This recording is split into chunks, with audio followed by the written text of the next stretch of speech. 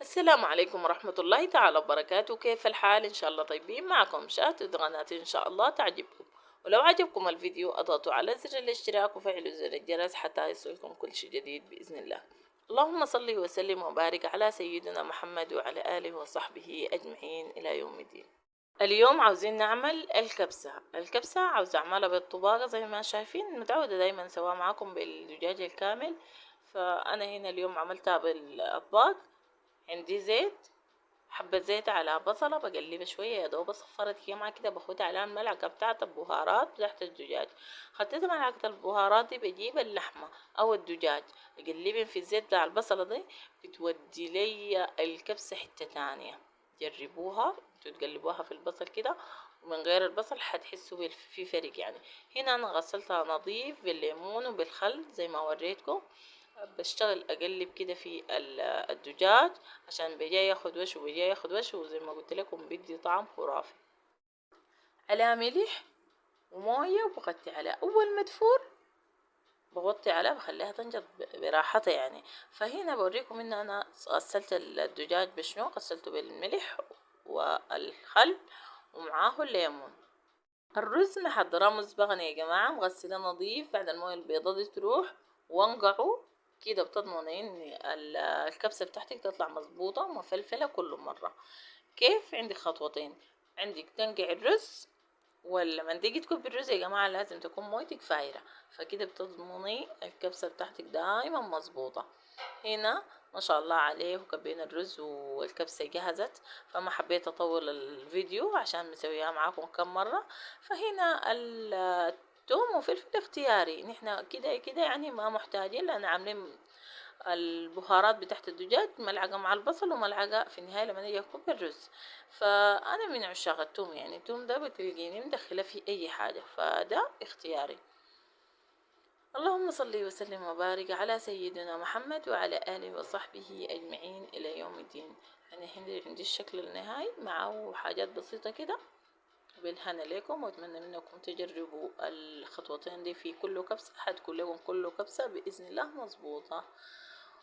نشوف عندنا حلا نشوفها مع الحلا شنو يا مروة. دايرين نعمل بسبوسة.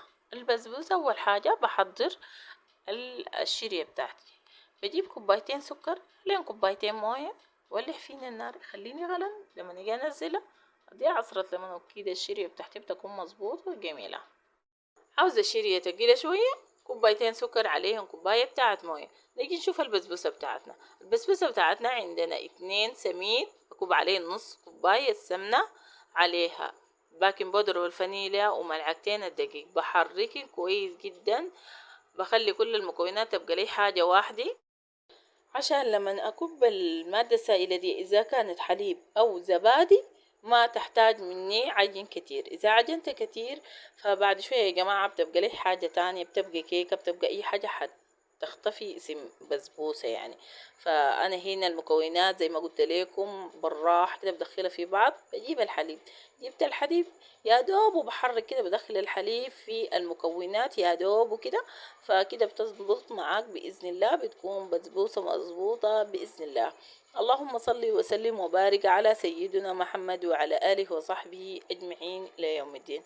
عندي القلب بتاعي اللي عاوزة أسوي فيه البسبوسة برش كويس جدا بالمادة دهنية. أنا هنا عاملة شنو، حبة سمنة على حبة زيت ورشيت كويس. بجيب البسبوسة بسوي عليها كده بالراحة كده بالأطراف بعد تظبط معاي.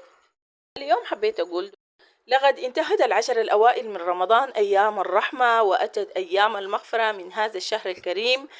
اللهم إني أسألك أن ترحمني وأن تغفر لنا وترحمنا وتعتق رقابنا ورقاب آبائنا وسائر المسلمين من النار، وأن تبلغنا عشرة العتق من النار. اللهم لا تخرجنا من رمضان إلا وقد أعتقت رقابنا من النار يا أرحم الراحمين، وكل من له حق علينا يا رب العالمين. اللهم إن كنا مقصرين فيما مضى فاحسن لنا فيما بغى، وبلغنا ليلة القدر ونحن في أحسن حال، مجبورين مطمئنين مغفورين لنا، مقبول قيامنا وصيامنا. اللهم أملأ قلوبنا بطاعتك ورضاءك ونورك يا أرحم الراحمين. اللهم فك أسرانا وأسر المسلمين. اللهم رد غائبنا يا أرحم الراحمين. فواحدة من الأخوات يا جماعة قالت أخوها مما بدت اللي حصل في السودان ده إنهم أخوها ما عارفين، ربنا يردوا إن شاء الله. دعاء المؤمن للمؤمن مستجاب. أتمنى منكم تدعوا لها وربنا يردوا سالم بإذن الله. اللهم صل وسلم وبارك على سيدنا محمد وعلى آله وصحبه أجمعين إلى يوم الدين.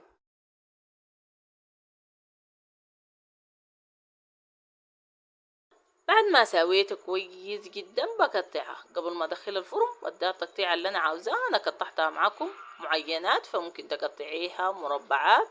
بجيب حاجة للتزيين، جبت فول سوداني زي انت بيه، وممكن تعملي رشة بتاعت جوز هند. فانا كده كده يعني جوز هند الطعم موجود، فما حبيت اسوي جوز هند بفوق، لا قلت اديها طعم تاني تديني شكل جمالي ونكهة إضافية. عملت الفول السوداني. الفرن بكون مسخن مسبقا 180 عفوا، ويكون ساخن. باخد في الرف الوسطاني. أول ما أطلعها يا جماعة من الفرن طوال أجيب الشرية بتاعتي وأكوب أصب عليها طوال الشرية وهي سخنة. هي سخنة أول ما تحسي بإنه هي بتشرب المويه وبتسمعي صوت جميل كده. فأنتي إذا سمعت الصوت ده تأكدي إنك البسبوسة بتاعتك ناجحة. فأنا كنت متمنية أخليه، لكن كان فيه إزعاج شوية. الأولاد كان دخلوا على في أصوات يعني داخلة. فعشان كده المرة الجاية معوضة بإذن الله يا جماعة. وبتمنى منكم تجربوها، وبقول لكم ما تنسوا خدكم من اللايك، لأن اللايك بيرفع من مستوى الفيديو بيخليه يصل لأكبر عدد من المشاهدين. وكده انتهى فيديونا، وبقول لكم مع السلامة.